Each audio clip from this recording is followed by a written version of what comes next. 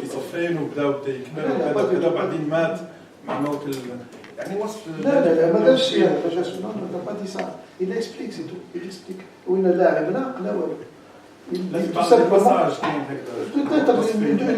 peut-être une traduction parce que Ben Nabi il a écrit en français la plupart il a écrit en français il y a eu un ou deux livres en français moi je connais parce qu'il n'y a pas moi il dit simplement il explique c'est tout il explique et d'une manière très rapide d'ailleurs dans ses livres il passe très rapidement Ben Nabi n'est pas un historien Ben Nabi se sert d'histoire il lance des événements historiques pour simplement fixer les idées, fixer les choses. Mais il ne fait pas d'histoire, il ne l'explique pas. De temps en temps, même dans certains de ces conférences, de ces écrits qui ne sont pas dans les livres, il lance une phrase ou deux, comme ça, sur ces faits, mais pas plus. Pas plus. Donc il n'étudie pas. Carrément, il ne fait pas d'histoire. Il se sert de l'histoire, mais il ne fait pas d'histoire. Et pour répondre dans le même cadre, le frère qui a parlé de l'interrogation de Shakib Arslan et le livre de Sigrid Tonki, c'est que Sigrid Tonki n'a pas parlé des pays musulmans au 19 ou 20e siècle. Elle a parlé de ce qu'on a appelé l'âge d'or. Ouais. Ça n'a rien à voir.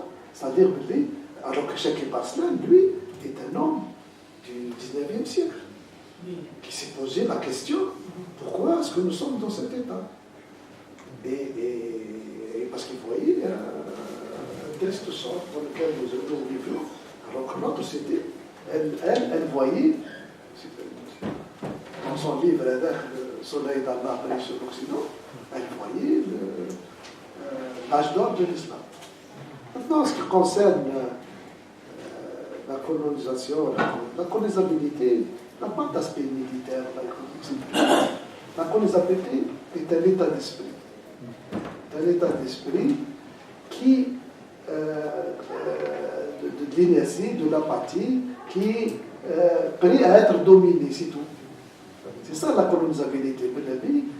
C'est lui qui a forgé ce mot. C'est-à-dire, il n'existe pas en français, ce mot-là. Si vous tapez colonisabilité, mais c'est du néologisme. Ah, voilà, c'est un néologisme que Ben Nabi a forgé. Qui veut dire par là, le plat il est mieux, il l'a traduit mieux en arabe. Qabili al-istimar, ça veut dire que nous sommes dans un état. C'est-à-dire, on attire à nous, c'est tout à fait normal. Quand quelqu'un veut conquérir quelque chose, il va voir là où les gens sont les plus faibles, là où ils ne sauront pas se défendre. Si vous voulez qu'on prenne un exemple de Trump, il a bombardé la Syrie, mais il aboie contre la Corée, mais il fait attention. Parce qu'il sait que ce n'est pas facile. Ah non, mais ce n'est pas que parce qu'il sait qu'il peut y avoir une réponse terrible. Alors que là-bas, il savait qu'il y avait. Donc c'est la même chose. Ça veut dire par là, c'est un exemple qui est comparaison, ne vaut pas raison. Mais je veux dire par là, la colonisabilité n'est pas. Ce n'est pas. Parce que quand Ben Nabi a forgé ce concept, il y a eu beaucoup de réactions épidermiques, d'orgueil mal placé. Ben Nabi, si vous êtes intéressé, je peux vous dire tout ce qui s'est passé, toutes les réactions, même Jamaït l'Ulama aux communistes. Jamaït l'Ulama fait passage, les communistes dans leur fait de l'égalité, leur journal, tous se sont levés contre Ben Nabi en disant, vous justifiez le colonialisme. Or non, ça veut dire qu'ils n'ont pas compris la démarche de Ben Nabi. Ben Nabi dit quelque chose. Vous êtes en train de batailler contre un monstre, appelons-le tel quel, qui s'appelle colonialisme. Mais ce colonialisme-là ne tient que parce que nous sommes faibles, que parce que nous l'acceptons, c'est-à-dire, même si au fond on nous le jette, mais tout ce qui est en nous l'appelle, tout ce qui est en nous le conforte. Donc, essayons de lutter contre la colonisabilité avant. Et là, le colonialisme n'aura plus d'appui sur quoi s'appuyer. Et c'est qui m'a dit notre dans l'islam, le monde musulman n'était pas en décadence, mais si, il était en décadence.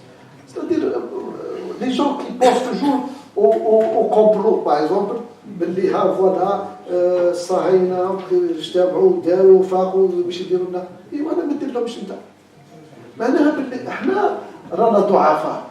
C'est-à-dire s'ils ont pu se réunir avec le pape et prendre des têtes des musulmans, c'est que nous étions en position de faiblesse. Nous ne savions pas comment les défendre. Nous n'avions pas la possibilité, les moyens de défendre nos territoires. On reculait parce qu'on était dans une phase descendante. Il y a à partir du disons, du 11e, 12e siècle, disons 12e, 13e siècle plutôt, surtout à partir du 13e, en Andalousie, on était en phase descendante. On prenait nos territoires. Le mot reconquista est un mot de lutte idéologique. C'est faux. Le mot reconquista est un mot faux qui a été forgé par les historiens espagnols au 19e siècle pour expliquer une chose simple. L'Espagne, parce qu'il parle de comme ça, dès le 8e siècle, c'est-à-dire dès l'arrivée des musulmans, en disant on avait une vision, c'est-à-dire de reprendre le terre. Ça n'a jamais existé, c'est faux. Qu'ils reprenaient. Je vous donne un petit exemple. Grenade a été prise en 1492. En 1495, Ceuta a été tombée. Ouaran est tombé en 1509, c'est-à-dire quelques années après. C'est-à-dire qu'il n'avait plus simplement, l'Espagne n'avait plus, parce que n'avait plus la sève pour continuer. Mais elle a continué après. Au XVIe siècle, s'il n'y avait pas eu les Ottomans, peut-être toute la côte algérienne, le maghrébine, serait espagnole maintenant. Et ils nous auraient rejetés vers le Sahara. Mais pourquoi? Ça ne veut pas dire qu'ils estimaient que c'était leur territoire. Et c'est faux d'ailleurs. Puisque vous croyez vraiment que les Andalous, c'est des Arabes, c'est-à-dire c'est comme ici. Ici, nous sommes devenus des musulmans. Et les Andalous, c'est la même chose. Des Ibères qui se sont convertis pour la plupart. C'est comme ici. Ici, la plupart se sont convertis. Il n'y a pas eu de conquête ethnique au sens de peuplement, c'est faux. Et il dit, mais j'ai eu un mélange, ici comme en Espagne. Et les gens se sont arabisés totalement en Andalousie. Totalement. C'est-à-dire totalement arabes, musulmans, comme ici. Et donc, eux, ils ont créé ce concept de reconquista qui est faux, pour expliquer, pour dire simplement que nous reprenons notre terre. Ils n'ont rien repris, ils ont pris la terre des autres, ils étaient plus forts. Et ils se sont réunis pour attaquer un faible. Ben oui. Et pourquoi ce n'est pas l'anecdote, ce n'est pas l'histoire qui nous a intéressés ici dans notre débat, c'est de savoir pourquoi nous étions devenus faibles. Pourquoi sommes-nous devenus faibles? Et c'est ça, et c'est en sachant pourquoi nous sommes devenus faibles que nous pouvons peut-être redevenir forts. Peut-être. Si c'est pas trop tard. Non, moi, je ne suis pas venu parler d'islam. Je dis l'idée religieuse. Moi, je viens parler uniquement de l'islam comme religion, comme dit Ben Abi, socialisée. Le reste, je ne suis pas compétent pour en parler.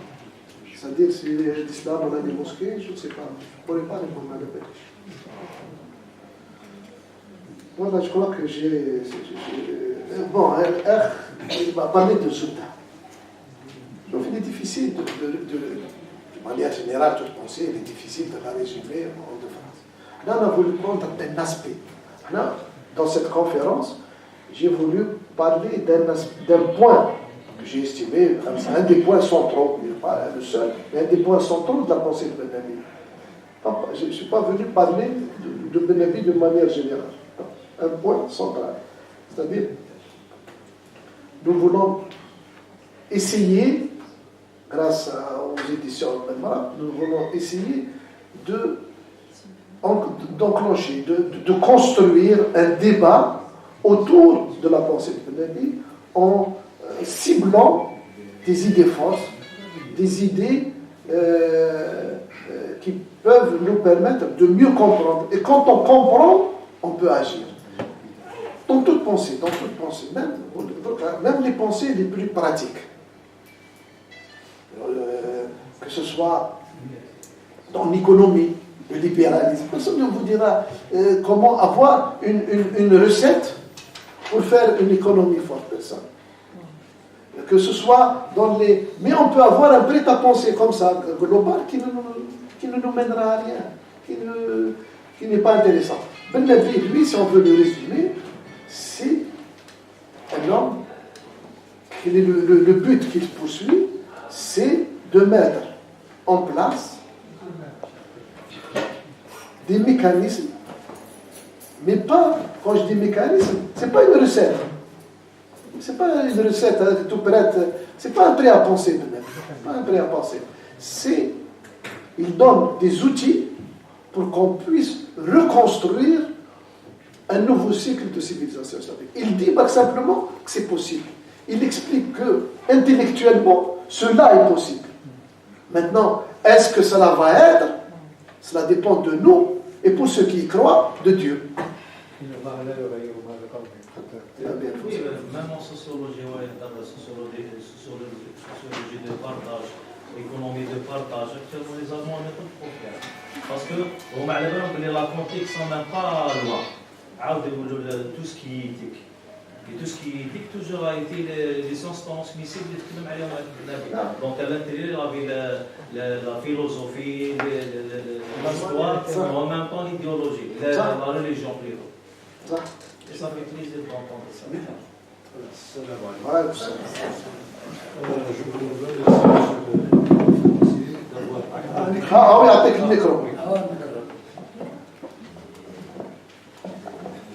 Je vous remercie, monsieur le conférencier, d'avoir inauguré cette série successive de conférences qui vont venir par la suite, en présentant une démarche méthodologique qui est celle de définir les concepts de base de notre très grand penseur, Malik Ben Ali, notamment les deux notions fondamentales qui sont la notion de culture et la notion de civilisation. Et justement, j'aimerais bien que, à partir du moment qu'on est dans le commencement et dans l'inauguration, qu'on essaie de maîtriser ces concepts-là, parce qu'elles ne sont pas simples, et elles ont été élaborées par ce grand penseur, mais qui même demanderait à ce que vous et les autres professeurs qui vont venir par la suite d'essayer d'édifier d'autres concepts qui éclairciront mieux la conception de l'être. Et là, comme la conception de civilisation, déjà, elle renvoie à des grands blocs. Bon, nous avons la civilisation mésopotamique, la civilisation égyptienne, la civilisation romaine, la civilisation grecque, la civilisation musulmane, la civilisation judéo-chrétienne, etc. Mais ma question maintenant, comme on est toujours à nos débuts, c'est si vous pouvez nous faire la différence entre le cycle de formation d'un État et le cycle de formation d'une civilisation. Quelle est la différence entre les deux et quelles sont les caractéristiques de chacune d'elles? Deuxièmement, je voudrais bien savoir au sujet de la civilisation musulmane et la civilisation chrétienne, parce que l'une, elle a eu un moment de départ et un autre, elle a eu un autre moment de départ. Et nous voyons aussi que la civilisation chrétienne, au XVe siècle, comme ça, elle a subi une certaine... Là, je ne sais pas si elle a subi une décadence ou elle a subi une montée. Parce que si elle a commencé déjà du temps de Constantin, bon, d'une manière sournoise, et après elle s'est révélée au XIIe siècle pour naître véritablement à partir du XIVe siècle, ou bien je ne sais pas quoi. La seconde chose, c'est que vous avez parlé de civilisation communiste, si vous voulez. Maintenant, est-ce que cette civilisation communiste, elle se distingue de la civilisation européenne? Parce que là, j'ai des lectures de Melk Ben-Nevi qui parlent du moscovite et du new-yorkais. Et il dit que ce sont les mêmes personnes, c'est les mêmes personnages, ils ont une même culture. Est-ce qu'ils se situent dans la même civilisation ou ils sont dans deux civilisations différentes? Deuxièmement, la civilisation actuelle. La civilisation chrétienne actuelle qui est divisée entre la civilisation occidentale en Europe et celle qui se trouve en Amérique du Sud. Et on voit bien que le bloc chrétien de l'Amérique du Sud est très très en décadence par rapport aux Occidentaux, par rapport aux Européens et aux Américains et Canadiens. Donc c'est tous ces concepts-là, j'aimerais bien qu'on s'habitue avec ça, et je vais avoir des éclaircissements. Merci monsieur. شوف السيد هذاك اللي Merci beaucoup. J'ai bien fait de ne pas repartir.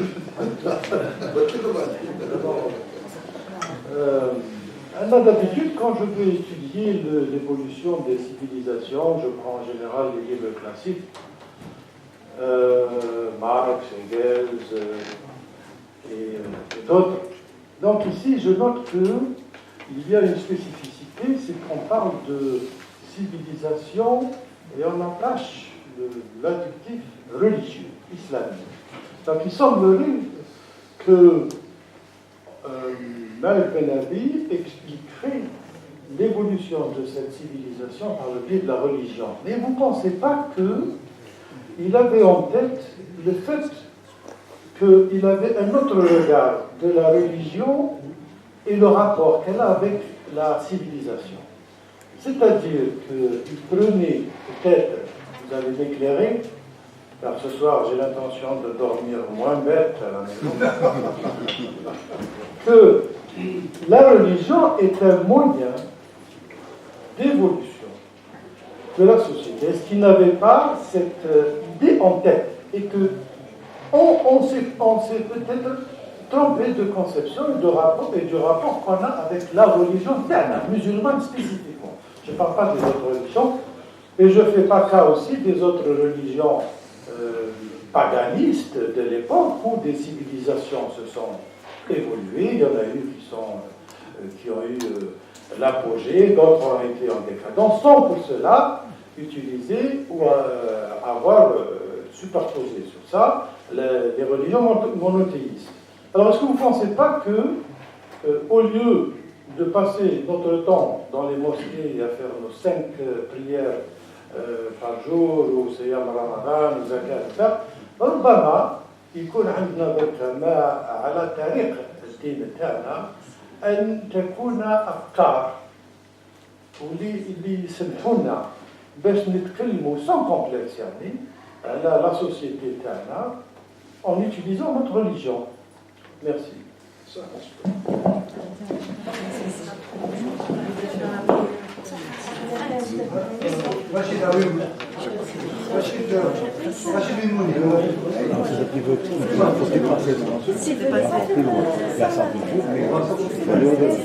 félicite l'élection d'El-Marabou et le conférencier qui était un des disciples de Ben-Nevi, qui connaît très bien la pensée pour la méthodologie d'exposition, car il a commencé par la civilisation. Bien entendu, il y a eu des choses qu'il n'a pas pu évoquer. Le problème de la civilisation est très important et actuellement, il y a un regain d'intérêt pour la civilisation, que ce soit par des théoriciens, philosophes comme Fukuyama qui veulent revenir à l'idée de Hegel de la fin de l'histoire à travers une vision hegelienne du libéralisme, ou encore par d'autres qui sont en train de rechercher des formules de civilisation qui soient adéquates à l'homme, dont par exemple l'école de Francfort en philosophie, ou alors encore ce penseur qui est Edgar Morin, le plus grand penseur français actuellement, qui écrit dans un des articles « L'heure de changer de civilisation ». Alors, il a écrit Comment sortir du XXe siècle, etc.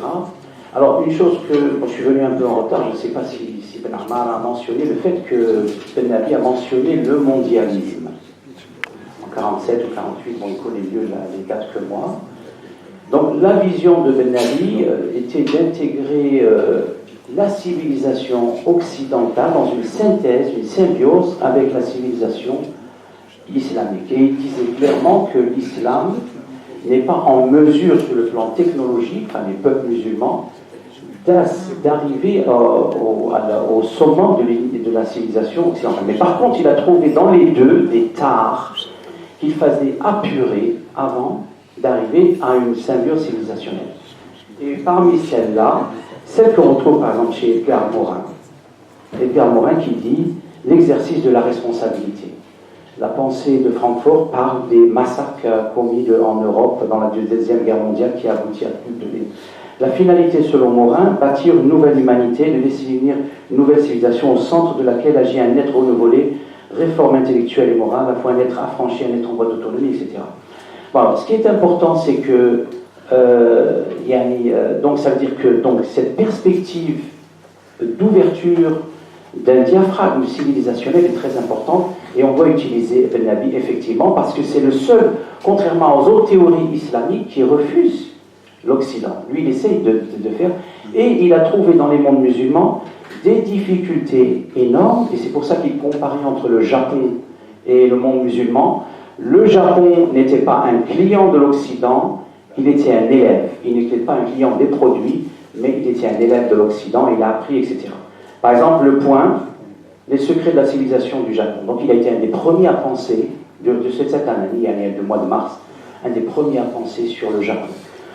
Par contre, sur l'idée religieuse, moi je dirais une chose, c'est que sur l'idée religieuse, Ben Ali est très clair dans cela. Si Ben Ammar peut-être l'a évoqué, je ne sais pas. Au début, l'idée religieuse est un catalyseur, c'est une forme de défi, ou quasi-religieuse, je connais, c'est une idée quasi-religieuse, pas forcément religieuse.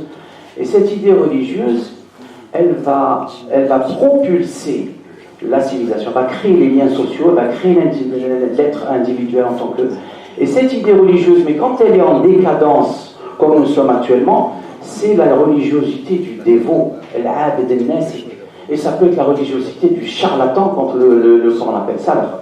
Je lirai un dernier livre pour le monsieur là, qui est à côté de moi, qui a parlé des mosquées. C'est vrai, effectivement, nous voyons que dans l'idée religieuse, quand elle est pervertie, et là, il faudrait peut-être venir à un autre cycle de conférence, ça va être celle de la lutte idéologique, comment on pervertit la pensée islamique.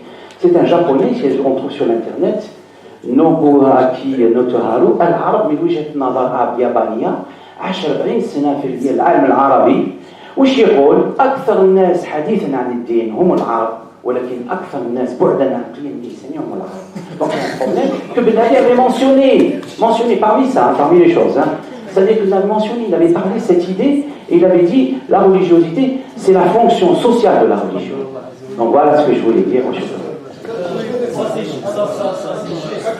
Les Allemands après la Deuxième Guerre mondiale, les Français,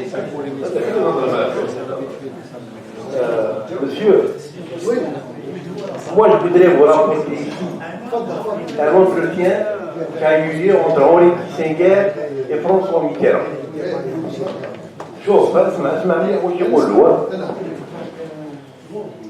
Une politique sans projet ne peut que se réclamer de la vie politique. Et le propre de celle-ci est toujours de confier l'ancien. Après la césure de la Révolution française, Metternich s'est ainsi cantonné 30 ans à l'Europe d'avant 89.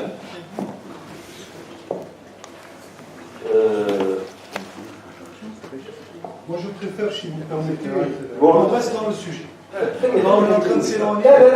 C'est très important. C'est nous qui sommes. C'est très important. Je regrette, monsieur. Je regrette, monsieur.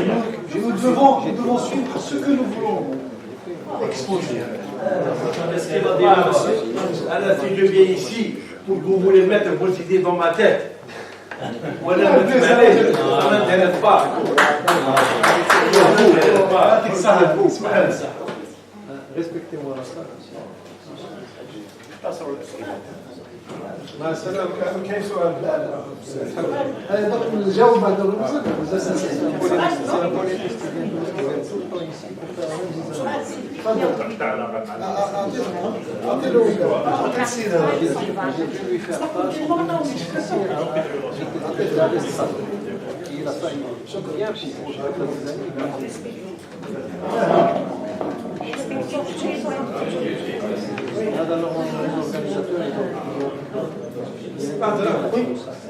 السلام عليكم.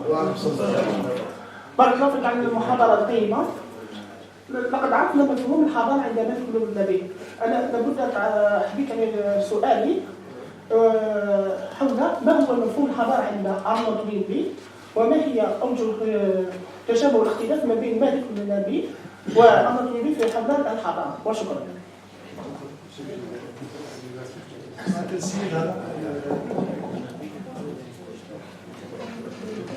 السلام عليكم. حقيقة أريد أن أسأل وأضيف على الأفكار التي أرى أنها مهمة في الموضوع، وأحاول أن أحترم بالضبط موضوع المحاضرة، وهو فكرة الحضارة عند الأستاذ مالك بن النبي. فيما يبدو لي أنني عندما قرأت الأستاذ مالك بن النبي أن أولا النبي أنا ما فهمتوش ككاتب محترف يعني يكتب يألف الكتابات، وإنما هو إنسان مسلم أدرك أنه في الأمة نتاعو المجتمع نتاعو عنده مشكلة، فبدا يبحث بالعقل المنهجي نتاعو، يبحث على وش هو طرح أسئلة كيف يمكن للإنسان المسلم أن يعود إلى التاريخ، كيف يعود يرجع للتاريخ، لأنه شاف اللي من خلال الدورة الحضارية أو هذا المنهج شاف اللي الأمة الإسلامية خرجت من التاريخ خلاص ما عندها حتى دور. إذا السؤال تاعو الأساسي اللي طرحوه هو كيف يمكننا أن نعود إلى التاريخ؟ هذا السؤال اللي كان يحوس يجاوب عليه. طبعا بحث العلم الاجتماعي، بحث التاريخ، بحث الفلسفة، وشاف كيف يمكن أن نجيب عن هذا السؤال هذا.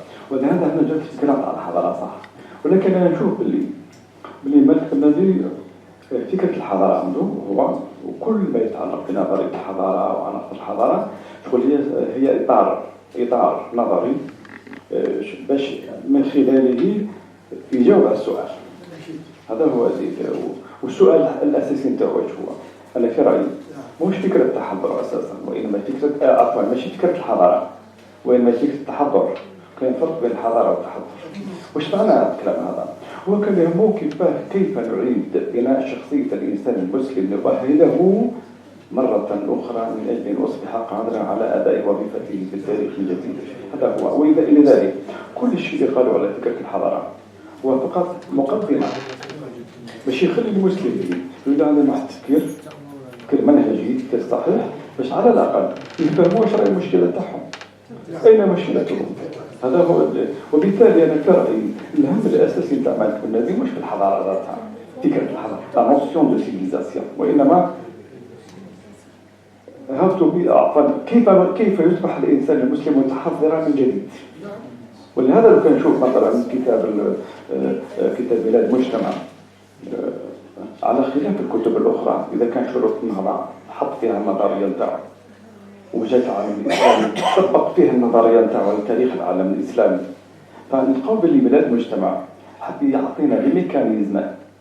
إذا كان تشوف الكتاب نتاعو فيه 3 أقسام، أو في كتاب القسم الأول يقول لك أوليات، معناه وش هي المفاهيم الأساسية لازم نفهموها باش نتابعوا موضوع المجتمع.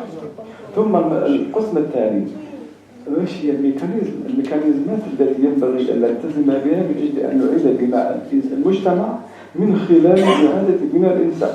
هو بالضبط في القسم اللي يتكلم عليه يقول علم النفس والعلاقات الاجتماعية، يقول لك كيفاش نعاودوا ننقلوا الإنسان المسلم من مرحلة الفرد إلى مرحلة الشخص، وهذه عملية تربوية شاقة. هذه المسألة واضحة. حتى أنه في القسم الثالث لا يكتفي مالك بن النبي باش يبين الميكانيزمات والطرق والأساليب تاع التربية، وإنما إذا شفت تذكر الفصل اللي يبدا فيه الدفاع عن العلاقات الاجتماعية، هنا الميكانيزم دو ديفونس، كيفاش نحافظوا على المجتمع إذا الذين على الإنسان، وهكذا نشوف هذا الابروش تاع مالك بن نبي. انا في رايي فكره التحضر عنده هي اولى من فكره الحضاره، وانما الحضاره هي مقدمه لمشروع اعاده بناء الانسان المسلم. الله اعلم. السلام عليكم.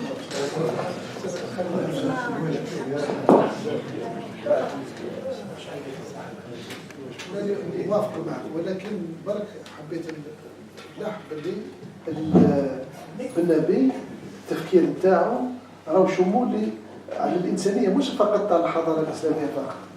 هو اكيد احنا في الكلام هذا اللي في الحوار اللي نديروا مع بعضنا اليوم باش نحطوا بقى في الاساس ما هي الحضاره.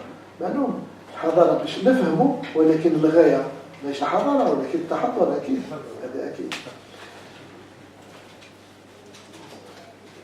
الفرق ما بين بالنبي وطويلبي. طويلبي هو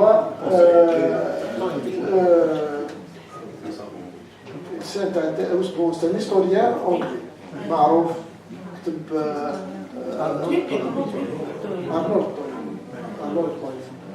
كتب على يدير انسيكلوبيدي فيها 12 مجلد ستودي اوف هيستوري، وين هو يدرس الحضارات كامله. il va étudier toutes les civilisations et il va essayer de dégager une typologie des civilisations, et il va lui-même se pencher sur ce qu'on appelle la genèse des civilisations. Comment se crée une civilisation, comment se fonde une civilisation. Et lui, il va trouver ça dans ce qu'il a appelé la riposte défi. C'est-à-dire qu'une société fait face à un défi, et c'est la qualité de sa riposte qui va être la création d'une civilisation ou une civilisation avortée, c'est-à-dire qui n'arrive pas. Il va citer plusieurs cas où la civilisation, il y a eu des cas dans l'histoire où il y a eu des défis qui ont été trop importants, qui ont dépassé les capacités de la société qu'il a affrontée. Et simplement Ben Nabi va lui faire la critique suivante. Il va lui dire qu'il ne nous explique pas comment. Lui, il ne fait qu'une description. Il n'explique pas comment. Voilà, il décrit, mais il n'explique pas comment une riposte peut réussir. Sur quoi se base cette riposte. Et c'est là l'apport primordial de Ben Nabi, c'est dans l'idée religieuse. Je reviens encore une chose, l'idée religieuse a un champ plus vaste que la religion. La religion, c'est le lien entre l'homme et Dieu. L'idée religieuse, c'est, disons, une vision transcendante de l'homme et de la société. Une vision transcendantale de l'homme et de la société. Et ça, c'est, je pense qu'il y a une grande différence. Pour revenir à donc qui nous a parlé de la spécificité islamique, pour moi, je pense qu'il y a d'opposition à ce que les gens puissent réfléchir et aller à la mosquée. Je vois pas, on peut très bien aller faire ces 7 prières et réfléchir en même temps, réfléchir le reste du temps. Je ne vois pas l'antagonisme. Ben Nabi n'est pas un prédicateur. Les choses chez Ben Nabi sont claires. Ben Nabi, lui, est un musulman, certes. Quand il réfléchit, c'est un scientifique. Il ne pose pas des choses comme étant des postulats parce qu'il est musulman, non. Mais il est un musulman de la tête aux pieds. Il explique certaines démarches parce que lui, il a été formé aussi par le Coran.